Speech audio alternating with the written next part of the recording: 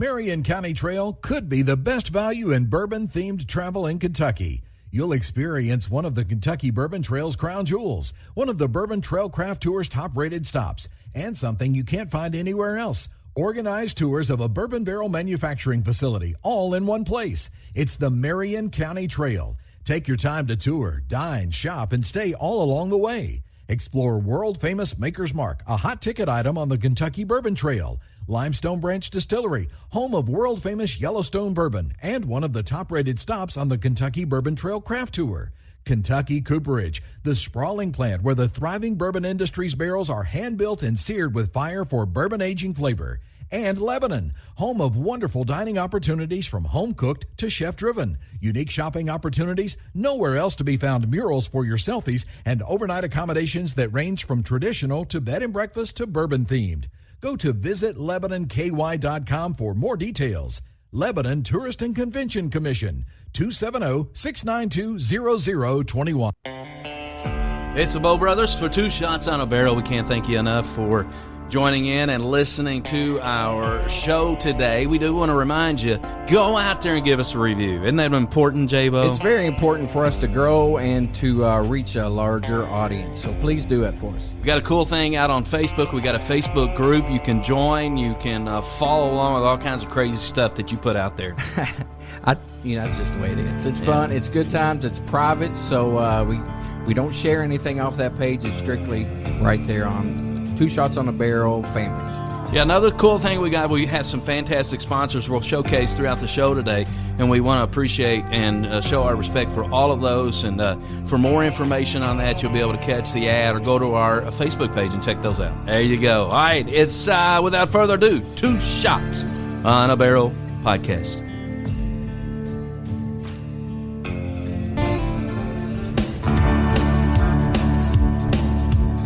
Old boys ain't much for working. 2 shots on a barrel and they're talking about bourbon, talking about a few other things that they don't know. If you've got a question, no need to ask. They don't have a clue, so raise your glass. Take a sip with the Bow Brothers. Now it's on with the show. From the heart of central Kentucky, the bourbon capital of the world, it's Two Shots on a Barrel with your host, a couple of hot shots of their own, the Bow Brothers. What's up, J-Bo? What's going on, Jim? How you doing, buddy? Man, I am doing so good. So good. Man, we had a huge feedback with the Bobby Riz show, man. It was pretty cool to hear all his fans reach out, tell him to keep his chin up and keep on trucking. Yeah, as I mentioned on the show, J-Bo, the first thing that struck me was how genuine a kid he is. And I mean, listen, stardom can affect people different ways, right? Right. I mean, we were talking to his dad after the show, and he was mentioning they were in Georgia or somewhere, and people were like just coming up to him and, it's Bobby Riz. And so, you can, just stardom can affect you a different way. The thing that struck me with Bobby Riz when he came in here was just like, this kid is so genuine. He's just a good old boy. Just a good old boy. If he's not going to be a superstar, he said he's just going to work at a golf course. I like it, man. How about that? And I was like, you cool. A golfer? No. Okay, Well, I mean, listen, if I wasn't a golfer, I'd hang out at Lincoln Homestead. Well, heck yeah. So, anyways, cool kid, though. Yeah, and the response of that show has been incredible. I expect a similar type of response from our show today. Absolutely. There's nothing better than a good book. Absolutely. Are you a book reader, J-Bo? Are you kidding me? I am the biggest Dr. Seuss fan ever. I could see you as a Dr. Seuss guy. Yeah, oh yeah. What's your favorite Dr. Seuss book, J-Bo? Let's see. Green Eggs and Ham's always a fan favorite. Do you know what that book is about? Can you give me a plot and probably not a synopsis probably of Green not. Eggs and Ham? I just like all the rhyming words. That's your favorite book, though. Yeah. There's a book called Big Brown Bear, Blowing Bubbles, Biking Backwards, Bam. I don't know. I just. It's a Dr. Seuss book for real. I don't know if it is or not. It sure sounds like one, but that's probably my all-time why couldn't you favorite. say just like Cat in the Hat or something? That's too easy. Or like the Grinch Who Stole Christmas. Isn't that a Dr. Seuss? Yeah. Yeah, that's a good one. But you pick green eggs and ham and have no clue what it's about. Well, I didn't think this conversation would be going this long about Dr. Seuss, so I just kind of act like I was smart. All right. Well, we are back in the Two Shots on a Barrel, Big Papa Smokehouse studio. I am I'm not ashamed to say, a regular at Big Papa's. Oh, my goodness, I love Big Papa's. What's been your go-to recently at Big Papa's? Man, I've been switching things up. I always... Are you a brisket guy? Before you go further, are you a brisket guy? No. Me neither. I mean, some people love brisket. Yeah, I don't I'm not a know. brisket guy, though. I always start my meal off with a chocolate oatmeal cookie. You got to start... You go dessert first. Absolutely, and if they don't have any, I throw a temper tantrum. I can see you doing that. They try to give me a peanut butter one. I'm like, what's that? They're like, it's oatmeal cookie. All right, so speaking of cookies, while we're just on the subject, I'm a Special K cornflake cookie kind of guy. Is your go-to cookie one of those? Bakes. No bakes. No bakes. You are a no-bake guy. Oh, my gosh. You can ask Lori or Big Papa out there that I have to have my cookie.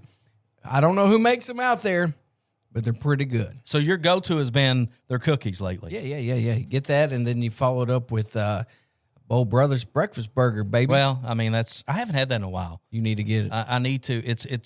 I'm sure it's a bestseller. It is so good. Anyways, we're so appreciative of Lori and James Rodney, Big Papa, who sponsor our studio. We're also very, very appreciative of Bourbon Barrel Cottages. Yes. Up in Anderson County. Our good buddy Jay Ballard, who hooked us up with some fantastic Two Shots on a Barrel T-shirts. He is. We got to go up there. You know what we need to do? We need to go up there one weekend and make a weekend of it. Do some shows right there at the Bourbon Barrel Cottages. Mm-hmm. Hang out with Jay Ballard and Angie, and I guarantee it'll be a great time. You think they'll have some Lebanese food out there? They will have. I bet you. But we could have a show about Lebanese food, J-Bo. We can. So that could be an option. But we're very, very appreciative. Jay, a good friend of ours, big supporter of Two Shots on a Barrel. Without further ado, we've got a special guest.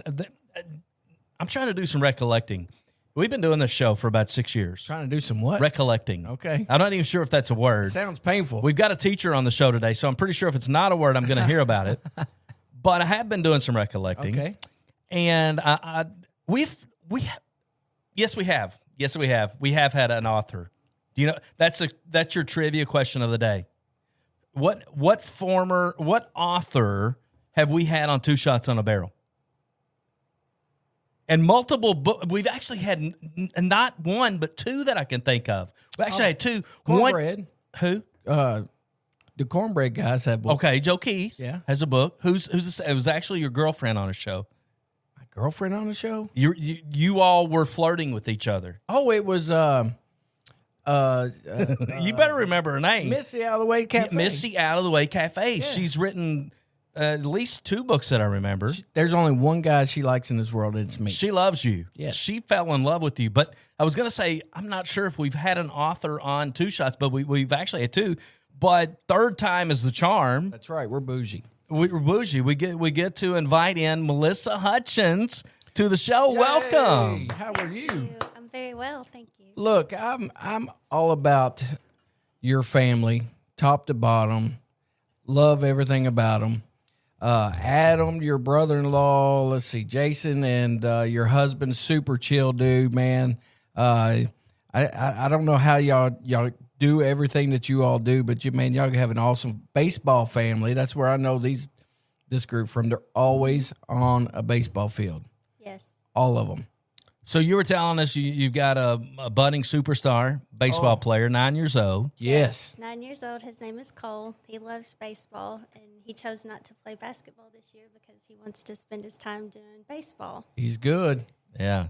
What's crazy is Cole is like a spitting image of Bo, his cousin. I mean, they're not brothers, but you can't tell anybody that they're not brothers because they look so. Well, that Hutchins charm and masculinity just comes through. Actually, they can pass as half brothers if they were to take a DNA test because they're called if I say this correctly, quaternary cousins. Because my sister is Adam's wife, So sisters Holy married a set cow. of brothers. I did not know So that. that's why Bo and Cole look like brothers. And if they were to take a DNA test, it would show that they have enough DNA to be considered half siblings. So what was that big long word you used a minute ago?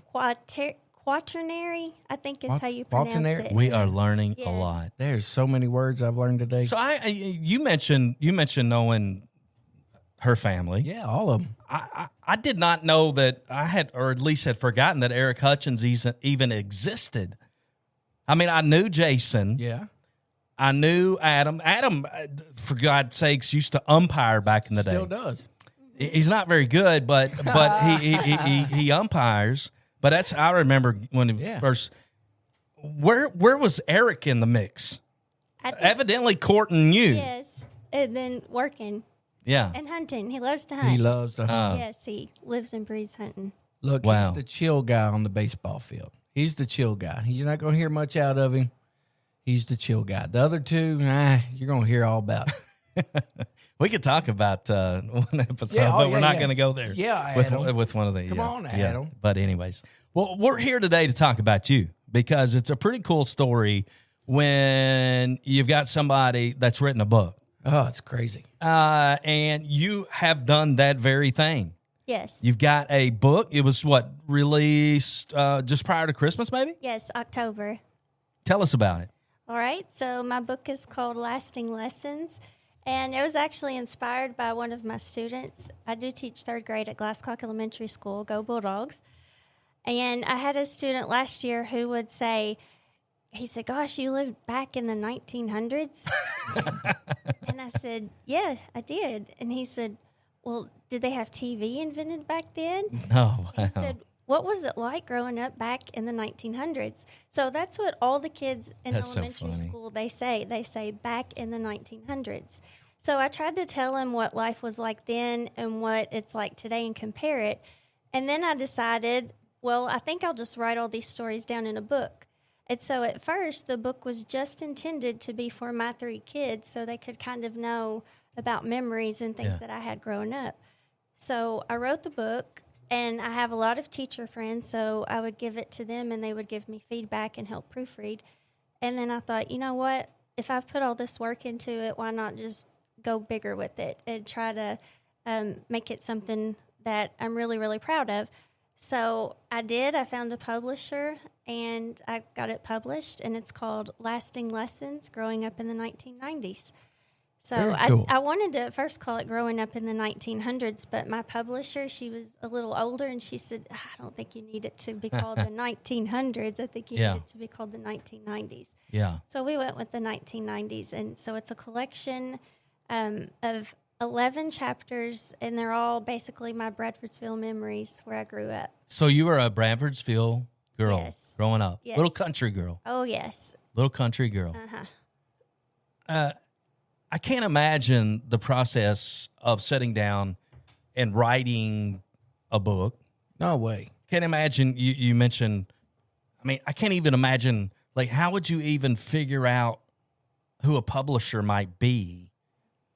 And then just the whole process of a busy mom, a busy wife, you've got 3 kids, you're a school teacher. Yeah. How do you even do that? I did it during summer break. So I wrote the book. I started it in May, and by August, before school started back, the writing part was finished. And that's what came the easiest for me, was just putting my memories down on paper. So that was, I liked that part. That was really easy. I can't even find time to sit down and read a book, much less try to write a book. We know that. Yeah, it's hard. Mr. Green Eggs and Ham. I mean, Come on, man. Be nice. you mentioned 11 chapters. Hmm? What total pages? Can I see that book? Yes. It's 64 pages. 64 pages. So it was originally intended to be for an audience of kids and mostly 4th grade and beyond. And That's perfect for me. yeah, it has some pictures in it. And my publisher said, do you want me to hire an illustrator so that we can put pictures in your book? And I said, no, if we're going to have illustrations, I want to do it myself. Yeah. So I did that in one day. I sat down and I had a watercolor kit and I just painted the illustrations and sent them to her, and she put them in the book. So when you told Eric, let's say, listen, kids have been talking to me at school. They're encouraged me to do this. What was his response? I don't think he thought that I would follow through with it. And I kept this book under wraps. I didn't tell many people about it. So when it came out, it was like overnight. And I had on Facebook, here's my book if anyone's interested. And everyone told me, oh, I didn't even know you were writing a book. You didn't tell me you were writing a book. And I just believe in doing the project first and then bragging about it, and not say, I'm going to do it because something could happen and don't do it. You're right. So are they for sale? Yes, they are Gotcha. for sale. Where can I buy one? You can buy one. You can reach out to me. So I bought the ISBN number, and only I can sell them. So you have to contact me directly, and you can contact me on my Facebook page. Well, me and J-Bo need a book each. Yeah. Yes, I mean, did bring you that's each one today. That is a for sure. And I bought 100. I purchased them, and I only have 13 left. Oh, wow. Good for you, girl. So sales have been good. Yes. For sure. Yes. Hopefully this will help me sell the last 13. So just in a general kind of way, describe growing up as a kid in Bradfordsville, Kentucky. Okay.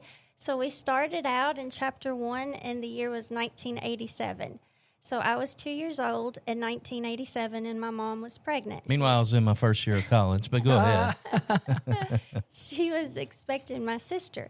So she drove this beat-up old Caprice Classic to the post office in Bradfordsville. In Bradfordsville, we only have just a couple of things, and a post office was one of those things. Yep. So I didn't have a car seat. So I was riding on the armrest. It was extra wide in the Caprice Classic. So Mom would pull down that armrest, and I would just sit on top of it, and I would ride there. Mm-hmm. Well, we got to the post office, and she left me in the car, and she said, I'm going to mail a letter. I'll be right back. She told that to a 2-year-old. So Mom goes into the post office, and meanwhile, I get in the driver's seat, and this is an old car. You don't have to put your foot on the brake. You just, up there at the top, you grab the gear shift. I put it in drive, and I took off, and I went down Main Street in Bradfordsville. And I couldn't keep it on the road for very long, so I was up on the sidewalk, and I was driving down the sidewalk. Mom comes out, and she has to run down the road screaming. Of course, she's a pregnant lady, and she has to jump in the car to save me from hitting the house or another car. So when I turned 16, we've always had this inside joke. Mom tells me that story all the time about how I drove the car down Main Street in Bradfordsville. So she bought me, when I turned 16, this little keychain, and it says, if you don't like the way I drive, then stay off the sidewalk. Because I started out driving on the sidewalk. Yeah. So, That's awesome. Yeah, I still have it. So it was, you survived driving as a 2-year-old. Yes. Pretty cool growing up as a kid in Bradfordsville. Yes. What do you, obviously we don't want to steal the thunder of all of the book, because it's really your life story growing up in the 1990s. And a big part of that obviously is Bradfordsville, but I mean, it's small town USA, like ultra, I would call it micro town 100 USA. people town, yes. Did you grow up in the city No. limits of Bradfordsville? No, I was 2 miles outside of Bradfordsville, so I was way back in the woods. So what was a typical day for Melissa Thompson living 2 miles outside of Bradfordsville in the summertime? I stayed outside. I never was inside. I didn't watch TV. I just stayed outside in the woods with my sister. We even ate outside. We would pack picnic baskets, and we would go and we would picnic in the woods with the good old dog. And we had our 4-wheelers. And, yeah, we just stayed outside, stayed in the creeks. So 100% country girl. Oh, yeah, barefoot, all of it. Oh, listen, that's the way that J-Bo grew up in on Central Avenue in Louisville, Kentucky. Where I still live, bro. Never wear shoes. Now, do you pass that upbringing along to Cole and Yes. they get outside barefoot, go play in the creek? Yes. So where I grew up, my papa owned most of the farm, and when he got older, he actually sold the farm to Eric, who was 21 at the time, Eric and Jason. So they bought the farm, and then he had it paid off in about probably 5 years. It was, a really good buy that he bought back then, but we were also attached to it, so we won't ever sell it, I don't think. Oh, no. So on the weekends, that's where we go with our kids. We load up and we go to our farm in Bradfordsville where I grew up. So, refresh my memory. Adam married your sister? Yes, my sister Jessica, my only sister. Holy cow. So my only sister is also my sister-in-law. And that's why that big long word comes into play. Yeah, can you repeat it for I me, can't Jim? even remember it. What is it again? I think it was quaternary, but I'll have to look it All right. up because I've probably been saying it We are wrong. creating a new word We're today unks. on Two Shots on a Barrel. Wow. Well, listen, I think that's a pretty good intro. But we're gonna find out a whole lot more about this book. We're also gonna find a whole lot more out about you. But the name of the book is Lasting Lessons Growing Up in the 1990s by Melissa Hutchins. And so we'll talk to Melissa when we come back. That's right. And if you want her book, you can catch her on Facebook, and you can purchase the book there on her Facebook page. And then, J-Bo, you've agreed to work with Melissa and do a book review. Absolutely. I'll do a book review. I'll read this one. Oh, my goodness. All right, we'll be right back after this break. You're listening to Two Shots on a Barrel.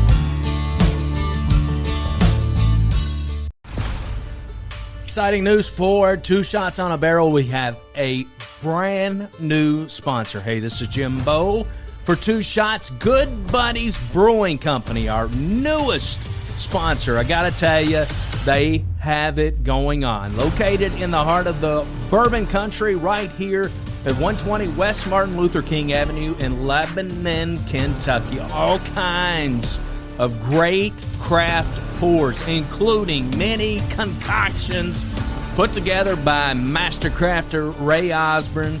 He's also assisted by his beautiful bride, Beth Osborne.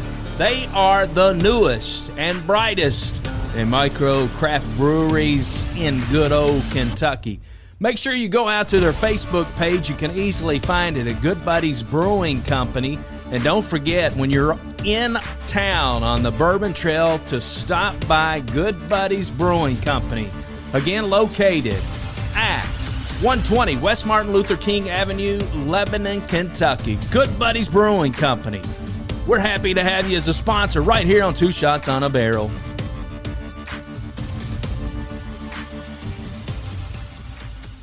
There pretty much comes a time in everybody's life where you need a good attorney. And Two Shots, we recommend the law office of Don L. McCauley. Absolutely. If you want somebody to fight for your rights, man, I couldn't think of anybody better. Criminal law, bankruptcy, you name it, Don McCauley, that's who you need to call. It is 692-0784 right here in Lebanon, Kentucky, located at 144 West Main Street in Lebanon. We love Don McCauley, and you will too.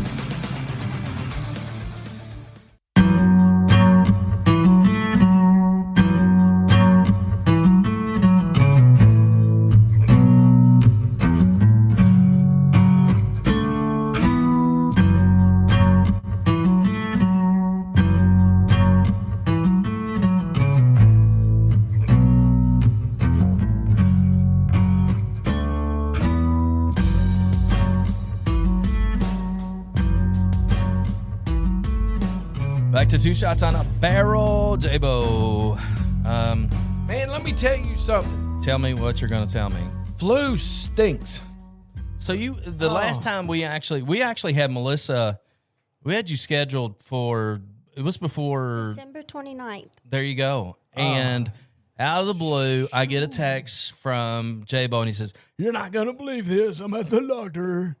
Oh, And I'm so sick, and I probably have the flu." But I was trying It to was fight about through. 3 o'clock in an afternoon. Our show was going to start, because we actually had 2 shows scheduled for that night. Yeah. And I can't remember if yours was first or I'm sorry, it was December 23rd. See? December The 29th 23rd. was Before when Christmas. I had my wisdom teeth taken out. Holy cow. So we wouldn't have Look, been able to do it that day. 101.9, man, temperature. I was not feeling well, and I'm pretty sure y'all didn't want me in here. But I remember the next day you texted or called. I'm like, what is he? He's got the dang flu, and he's sitting here texting me or calling me. I'm like, just stay in the bed, J-Bo. Look, man, you know I can't sit still. If you've got the flu, you need to, Mickey Joe needs to, put straps on the bed and keep you in the room. It was bad. Quarantined away from everybody. Look, everybody needs to wash their hands. I went to Disney and came back with Disney cooties is what it was. Everybody needs to wash your hands. Don't touch your face. Everything you tell the kids at school, right? Mm-hmm. That's right. Please, because I cannot get this again. I cannot sit in a room for 3 days. I cannot do it. Let's wash your hands, people. You too, Jim. You don't never wash your hands. J-Bo, how many times are you with me at a place where you would visualize whether I wash my hands or not? Look, just wash your hands for all of us that don't want to get sick again. You're my the COVID guy, man. You get COVID all the time.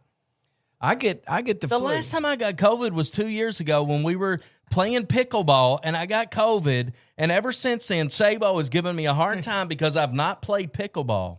And now you say I get COVID all the time? All the time, man. I mean, all the time. that is a little... Look, can we reel it in for the teacher here? You're the one that's starting on these little rabbit hole trips. So, Jim, what was that word she brought up a few minutes ago that I can't pronounce? I can't... Quad. See, why did I forget the rest of the word? Why are you even going? We said we weren't even going to talk about this anymore. Quaternary.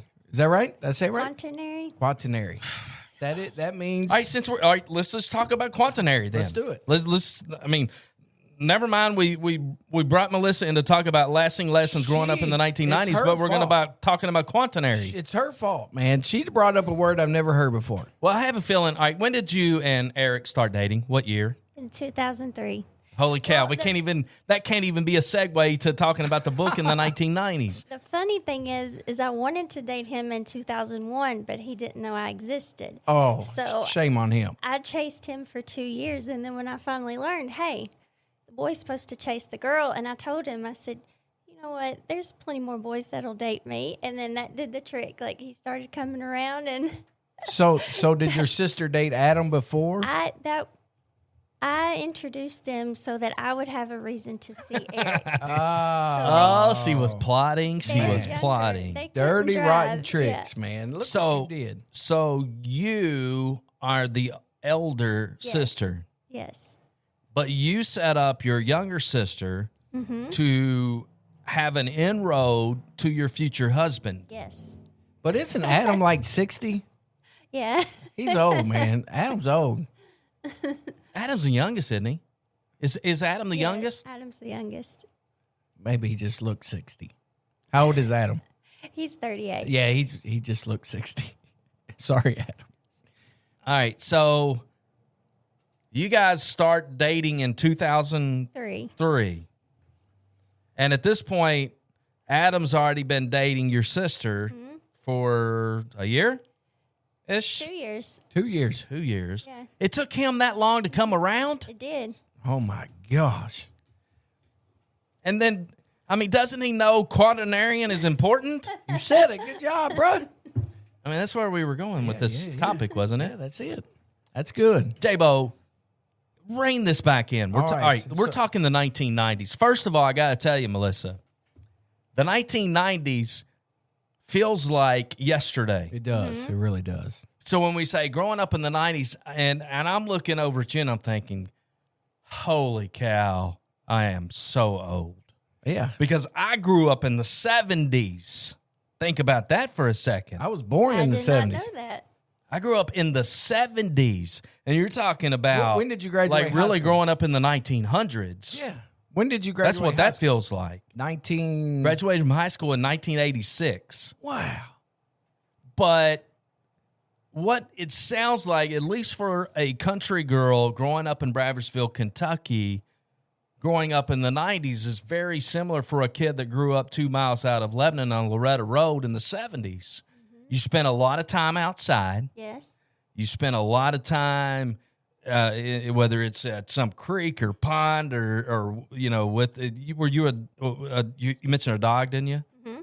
So you were an animal lover and all those good things. So that's the cool part, that it sounds like, okay, at least from 1970s to the 1990s, things were still pretty cool. You didn't have these old iPhones. You didn't have, what was a computer even probably in the 1990s other than some box that was right. You couldn't really do anything with, right? Right. So there's a lot of similarities in those two. And then it just kind of all went haywire when we started doing these cell phones and all this other crap. And then you've got kids that are constantly on their phones as opposed to being out there in the country and living like a country girl, right? Yeah. And we spent a lot of time with family. So my cousins were my best friends, and we made a lot of memories together. So this book has a lot of memories with my cousins in it as well, and the mischief that we got into all the time. All right, so I've got a serious question here. I'll start with J-Bo. Uh-oh.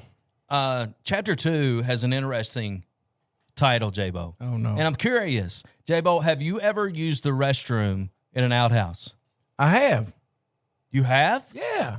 Did you all, was that after you came to Marion County or while you were still in Jefferson County? I think it was when I was younger. We went to some, like Daniel Boone National Park, and I just had to go pee in one just to say I peed in one. Is it, so the only thing you remember about the outhouse is... Yeah, it wasn't clean. It was pretty dirty. And then your family member, your sister, had one. Holy cow, they did. Travis Creek. Yeah, I forgot. Yeah. It was a cool one, though. Oh, it was cool. Chapter 2 is called The Outhouse. Yeah. So that made a memorable impression on you. Yes. Without giving the complete details, because we want people to buy this book, The Outhouse, Chapter 2. Mm-hmm. So it wasn't at my home. It was at my church. We had an outhouse up until 1992, and I think that's a really long time even for a church to have an outhouse. Sure. But, yes, I was traumatized by the outhouse at church. It was very scary. So you tell the story about it, just how this traumatized. Yes. So I want kids to know that they should appreciate each time they flush. Yes. They should be grateful for it. That's an important thing, especially as a mom and as a teacher, right? For an important lesson. And my dad, he just retired as a maintenance man in the Marion County school system. So there were a lot of kids sometimes damaging our toilets and urinals. And he would talk about how he had to put things back together and back on the walls and things. And I just said, gosh, these kids just don't appreciate a toilet that flushes. Yeah, for sure. I'm a big fan of toilets. They work. Big fan. I'm so glad you are. Big fan. I'm so glad you are. I've been around too many that didn't do its job, man. I feel like completely getting off the toilet subject. I feel like, as mentioned, there's probably about 20 years difference in our ages. I feel like probably I know your parents. You've mentioned your parents. You got to tell me who your parents are. David and Carol Thompson. David and Carol Thompson. Who was Carol? She was Carol Wilcher. That sounds Are they on familiar. Facebook? No, neither of them are on Facebook. They still aren't. David How are they going to buy a Carol. book? They already bought. They were the first customer. They got a little bit of a connection Inside scoop. There you go. there. Yeah. David and Carol Thompson. What's your mom do for a living? She retired. She was the secretary at the bus garage in Marion County. Does that help you, J-Bo? No, She's but been retired for a while now. I'm sure I've seen them at the ballpark. I bet they're like really, really cool people. They're older than you are. That's hard to do, man. That is hard to do. It's hard to do. That is hard to do. So they were they Bradfordsvillians? Mm-hmm. Both of them. They were, yes. So my mom lives right beside my papa, and they moved a lot when she was younger, but they all lived in homes in Bradfordsville each time they moved. And then my dad, he grew up on Scuffle Creek Road. I know Scuffle Creek, which is right across from Travis. Yeah. I was going to. Have you been to Scuffle Creek? Look, I barely found Travis Creek, so probably not. Scuffle Creek? Mm-hmm. Nope. I thought you had property like out in that neck of the woods. On the other side of the neck of the woods. I'm on. They're on the far end by Travis Creek. I'm on the other side by Okay. the other side, whatever that is. I'm Yeah. not from around there. Those people know you're not from around I there, know. too. Oh yeah, they're talking about it. The road where I grew up was called White Oak Road, and it's the Holy first cow, road I know White on Oak, the too. left. It's right before you get to Travis. I know all Creek. those places out there. I'm a Cutler Creek guy. Cutler Creek Road guy. What are you talking about? That's where I am. Oh, Yeah. I thought you were getting on like to South 49, Yeah. a whatever. creek water Kool-Aid or whatever. That's good too. I didn't know Yeah, where that's you were right. going. Yeah. What's the name of your road is Colored? Cutler. Oh, C-U-D-D. Cutler. Yeah, Okay. Cutler Creek Road. What was all right? So we mentioned the 11 chapters. When you look back at it now, what is the one chapter that you're like, this is my favorite? That would easily be chapter 5, Amber's four-wheeler wreck. And so Amber is my cousin who she passed away in a car wreck in October of 2022. And that chapter was like a tribute to her and Holy her cow. feistiness and just what she was to me. cow. So my Does she live in Marion County? She did, yes. Amber Thompson. Thompson. And she had married and she was Amber Thompson Perez. Oh my goodness. So she And so and this was her her sister tribute. took- This was the yes. tribute. Yeah. Very cool. I could see clearly how that would be your favorite chapter. Yeah. Were you guys tight? Yes. Yes, very tight. And people had always said that when people pass away that they live on through others. And I used to think, well, what does that mean? That's just silly. What do you mean? But as I wrote about her, every single thing I wrote, I was just smiling and laughing at some points, like just grinning ear to ear. And I thought, oh, she's still here and able to make me smile, even though we're separated. That's cool. So, yeah. Wow. I was not expecting to go that direction. That's pretty good thing to think about. That somebody could still be there to help you smile. I love all it. the times. I love it. I like it. I mean, listen, I can relate. And when Yeah. You got it, man. it's all about ensuring that those who have gone on to be with Jesus, that they continue to live on here. Yes. Right. Right. And that's awesome. See? I want to get this book. You And get she- look, I know the author. You can catch her on Facebook. Wonder if we can get like an autograph Oh, that'd be cool. book. That'd be cool. Absolutely. Hey, I got to apologize to you two. To me or to you? Both of y'all. 'Cause Oh. I just took a big bite of a chocolate bar and ate like a lot of aluminum foil that was around it, and almost died and fell out of my chair. So I noticed you were like looking really subdued, dude, it was horrible. and I thought you were getting into chapter 5 a little too much. I was getting ready to die right there in my chair. Did you still have this? Did you not see my finger in my mouth trying to get that out? No, because I was listening to the story about Amber. Sorry. My eyelids like flipped around 14 times. But when I did look over you, I was like, J-Bo, this is really. I thought you were gonna. Are you okay? I'm good First now, of all, man. if we need to stop, then No, man, we're good. Just don't eat aluminum foil with But your I chocolate. thought you were coming to tears. No, I was coming to Jesus right here at the table. That's the first time in my life I've ever had aluminum foil with my chocolate, and that will be the last. That's all you, buddy. So I just wanted to apologize. I wasn't rolling my eyes at either one of you. They were Lord. doing their own thing. Oh, You my gosh. have a little dental work, and then you have a little bite of aluminum foil. Why would you? Why would you even do that? I didn't do it on purpose. I was trying to eat the chocolate that Robin Humphreys gave us. I'm glad Melissa and Melissa have a track record, and she understands She knows. who you are. Yes. Yeah. She knows. Because if it's like some other guest that had no idea, Oh, Lord. I tried to hold it in. are you but sure you're okay? I'm good now, Do you man. need a drink of your liquid No, death, that's yours, expensive actually. mountain water? That's yours, buddy. But I'm good now. I'm good. I tell you what we're gonna do. What we're gonna do? Let's just make sure you're okay. We're Yeah. gonna take a break. We'll come back for segment 3. All right. We'll wrap this show up. It's.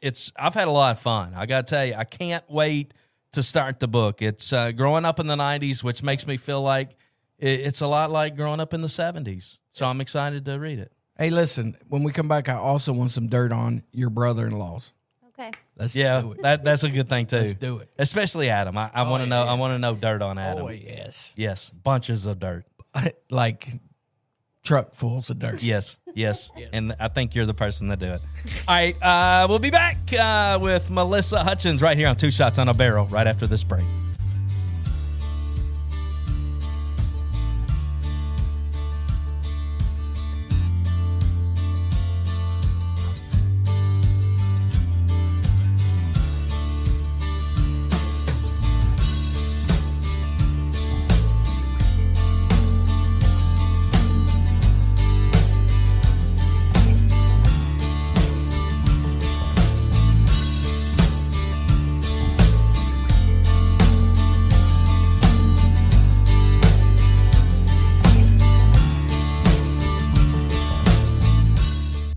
Are you looking for a clean, fun podcast that you can relate to? Well, we've got it for you. Cross the Line. The 1524 originates out of Indiana. Former high school rivals, now our buddies sitting around a speakeasy bar, talking about common day events, common things. We keep it light, they keep it easy. It's a good time. Check out Cross the Line. 1524. You can find it on all the podcast apps and players. You can also check them out at crosstheline1524.com or check them out on Facebook, Cross the Line 1524. Lisa Kearns doesn't want to just sell you a house. She wants to find you a home. If you've been thinking about making a move, she'd love to help. She knows you've got many choices when choosing a real estate agent, but not all agents are the same. Her clients are the heart of her business, and she takes pride in providing exceptional service, knowledge, and transparency while helping you navigate the real estate market. With her by your side every step of the way, she can assist you in real estate needs that make buying and selling a smooth, enjoyable process. Call Lisa Kearns, Realtor with Exit Realty Homestead, 270-402-4036. For all your full-service auto repair needs, it's Big O Tires, 2 locations, Bardstown and Lebanon, J-Bo. That's right. Billy Taft will take good care of you.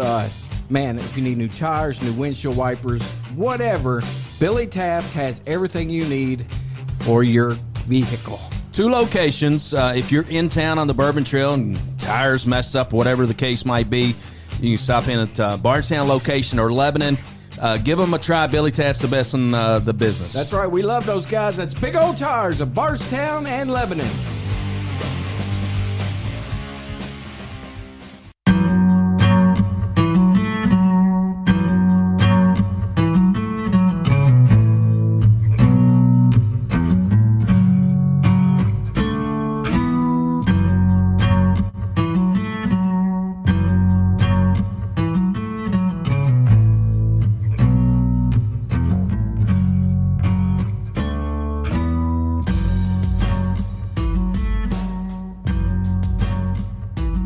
Back to Two Shots on a Barrel. I think, J-Bo, you're going to be okay, right? The chocolate wrapper, I thought you swallowed it. You did not swallow it. It got lodged in one of your chompers. Yeah. And you were able to get it out. Is that why you were, like, getting sick because you were, like, gagging yourself or something? Is that how that worked? No, it was just a lesson learned. Reynolds wrapper, aluminum foil and dental work don't go hand in hand. Hey, it was a lasting lesson. It was a lasting lesson. I love that. Holy moly. We're hanging out with Melissa Hutchins, a little old country girl from Bramversville, who is a brand new author. Lasting Lessons. I love the book. Growing up in the 1990s. Makes me feel like really old, but that's okay. That's all right. That's how life works. I do have a question for you, Melissa. Okay. So you mentioned you started driving when you were 2 years old. 11 chapters in the book. We know chapter 1 is driving in Bramversville. At what point does this go through in the 90s, like to 1999, and then that's essentially So that's how it works. So it started when I was age 2 and it ends when I'm 15. And the last chapter is called the Y2K scare. And I know all of you, or both of you, remember that. Oh, yes. Yeah. I was so scared I went to Cancun. I wanted to just go out on top of the world. And it didn't. Thank God. I had to come back. What did you do, Y2K? I'm trying to think about this. The Y2K, which was, New Year's 1999, right? Mm-hmm. I was playing Rook. Oh, my goodness. He's showing his age. Listen, this is special because I'm tying this into Braversville. Okay, my bad. I was playing Rook with my wife. Mm-hmm. Caroline at the time would have been a year old, right? We are playing with Miss Clara Evans. Sarah Evans. I'm trying to be serious here. Clara Evans, Okay. who was a little Braversville girl back in the day and a prime, 80-year-old in 1999-ish on New Year's Eve. And Judy Farmer, I like her. another little Braversville country girl Sweet, who grew up on a farm in the God's country of Braversville, Kentucky. And so we were playing Rook, man, and it's a great memory because I'll never forget. We're spending time with the family. I was a new father, new baby girl, 1 year old, and I woke up the next morning and all things were A-okay. We were getting ready to die. The planet was going to blow up, and all you could think of was playing Rook. Yeah, what else you gonna do? Go to Cancun. Actually, Deuce, that's what'd you what do? happened in my chapter 11. You went to So Cancun? No, playing Rook. So it's switched. Touchdown! Touchdown! Oh, no. But it wasn't exactly me, so it switches. And chapter 11 is kind of, it's about Eric. So Eric and his family were doing a New Year's celebration, and his mom and the sisters were playing Rook and waiting for the ball to drop. Well, whenever the ball dropped, Eric turns the lights off, and there's a big power outage, so the sisters think. So they think that, things are getting really bad and that all the things are going to come true. Rotten. He's rotten like that, Yeah. man. Oh. Everybody run for the hills. Yeah. I like you. And one of his aunts screamed. See? Oh, my goodness. So is Rook a game that's primarily played in Bradfordsville by chance? That is like... No, because the odds of y'all playing Rook on Y2K at the same time. Well, all right, different so buildings. listen. I'm listening. Let me say this appropriately. Uh-huh. My Granny Evans didn't play poker, J-Bo. You don't bet money. And so Rook was a good, wholesome family card game. Probably why I've never played it. And that's what and by gosh, we had fun. And she was good at it too. All right, so I've never played it. So bring some Rook cards in here next week. I mean, Teach me how to play listen, this we can game. do it. There's a lot of different ways you can play Rook though. Can you bet on it? No. I mean, if you wanted somehow to bet on it, if you felt like you absolutely had to bet on it, I guess you could, J-Bo. That's not who you typical for Rook. Okay, all right. Well, How did I know that her last chapter was going to be about Rook? I did you read it while we were talking? No. I mean, Y2K scare, how could I even dream that it would have anything to do with Rook? Look, I figure with her family, they'd be deer hunting. They're like, that last thing I want to do is deer hunt. I know how they think. Yeah. Bo will want to go deer hunt. How old were you in 1999? 15. 15 years old. How old were you in 1999? 60? 62? I can't remember. J-Bo. What? What happened? Just eat some more of your No, aluminum foil. Did you see what I did? Yes, you took it all off. And threw it. And now you've got your little germs all over the candy bar. Fine, man. It's fine. Now listen, let's get back. Can you stay focused for a minute? And I'm stay very on? focused. I was focused when we were talking about Y2K. Let's reel this in because my buddy Melissa came all the way here to see us, and we got to sell 13 more books. So our challenge to everybody out there the first 13 to listen, go to Melissa Hutchins' Facebook page and buy a book so she can order more, right?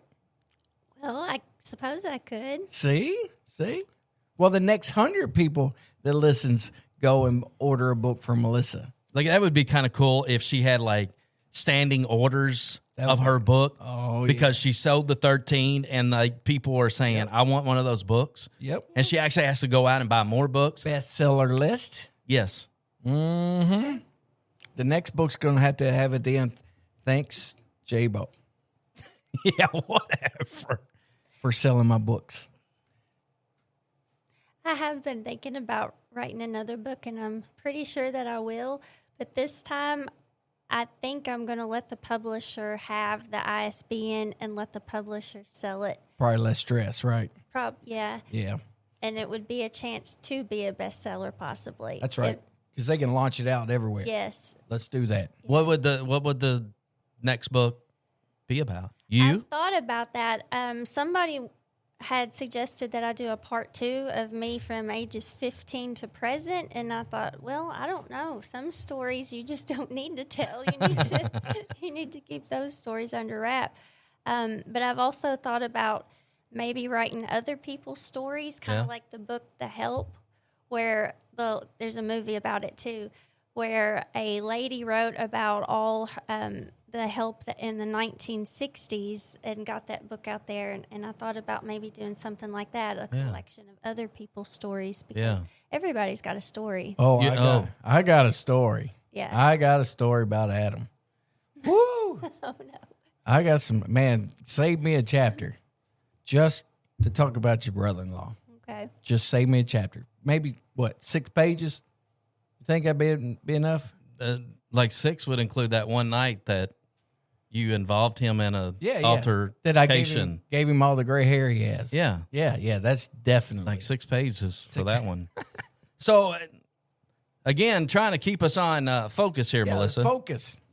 I thought about writing a book several times. I'm glad you have. So when and it's going to happen. I got to tell you, it's going to happen because it's going to be essentially the life story of Caroline, right? I love that. And she, man, what a life she lives. And it's a story that needs to be told, and it's a story that goes with her foundation that we established, the Love Like Caroline Foundation.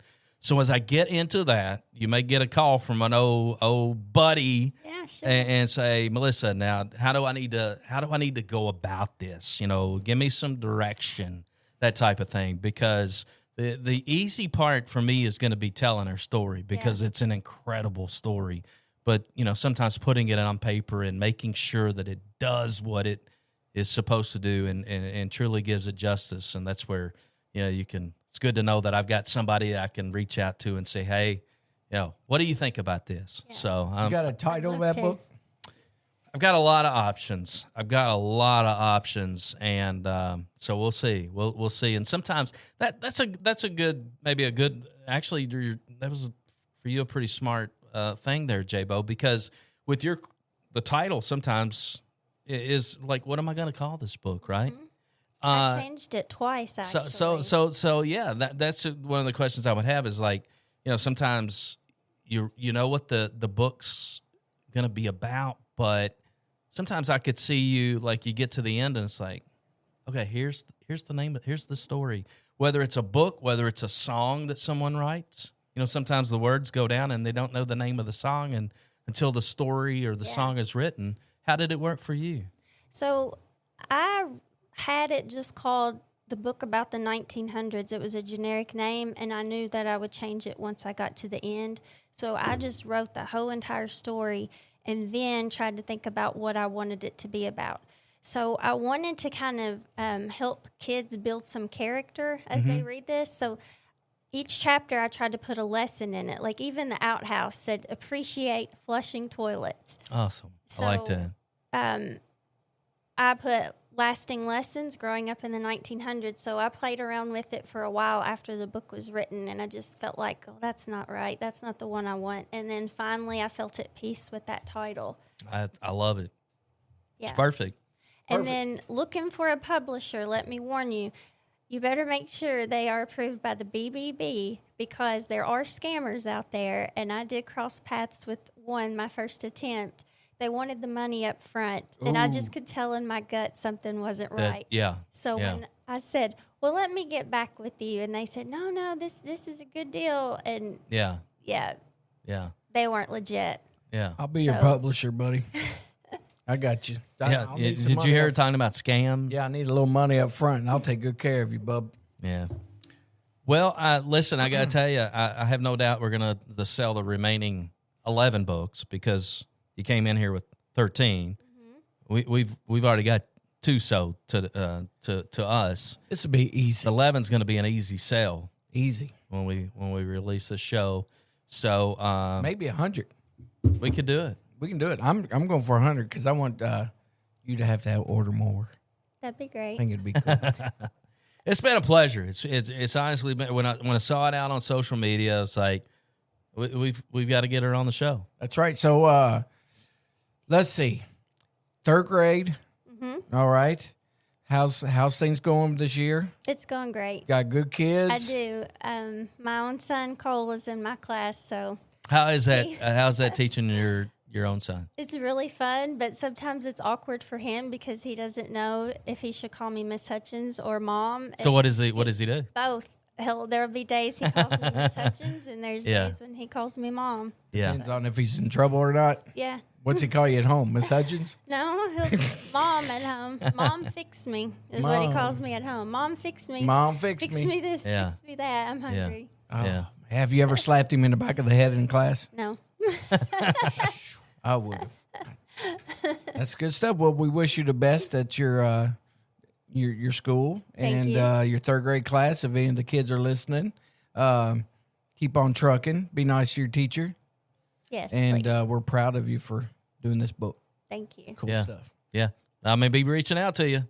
We get to start to read to writing that book. I need some advice, all the advice I can get. And so happy to help. Maybe doing that, you're a veteran now and already talking about book 2. Yeah. So good stuff.